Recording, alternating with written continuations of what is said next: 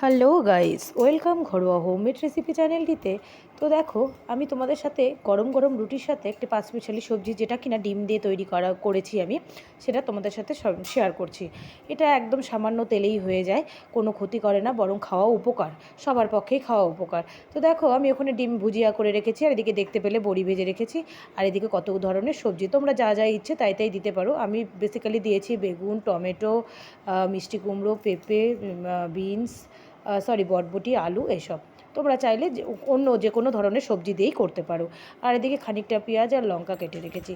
তো দেখো, এখন কড়াইয়ের মধ্যে আমি সামান্য 1 চামচ একটু তেল দিয়ে পেঁয়াজগুলোকে পাঁচফোড়ন আর শুকনো লঙ্কা ফোড়ন দিয়ে পেঁয়াজগুলোকে আমি ছেড়ে দিলাম। এবার পেঁয়াজগুলো হালকা একটু ভাজা ভাজা হয়ে গেলেই আমি সবজিগুলো দিয়ে নুন হলুদ দিয়ে ঢেকে দেবো।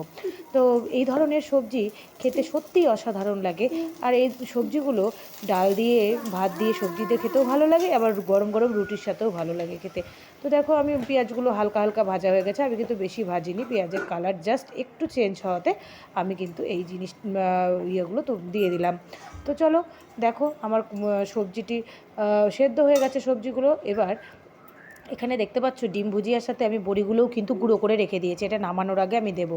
তো নামানোর আগেও আমি দিয়ে দিলাম। আমি দিয়ে আরেকটু ভালো করে কষিয়ে নিলাম। সবজিটা কিন্তু বেশ সুন্দর করে কষাবে, কারণ এর মধ্যে কোনো মশলাপাতি কিচ্ছু পড়বে না, সামান্য একটু তেল দিয়ে এটা হবে। তো যত কষাবে সবজিটা খেতে তত টেস্ট হবে। তো দেখো, আমার রেডি হয়ে গেল এরকম গরম গরম ডিম দিয়ে একটা পাঁচমিশালি সবজি, আর সাথে হবে গরম গরম রুটি। চলো তোমাদের সাথে শেয়ার করি আজকে কে আমাকে রুটি বানাতে হেল্প করছে। হ্যাঁ, আমার বড় ছেলে, ওর নাম রাজবীর।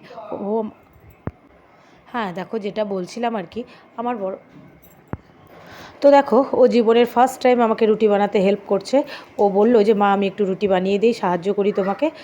আমি একটু আইডিয়া করে দিলাম আটার পরিমাণটা কতটুকু, জলের পরিমাণটা। দেখো কি সুন্দর রুটি মেখে ও রুটি বেলছে, যেমনই হোক খুব সুন্দর করে বেলছে।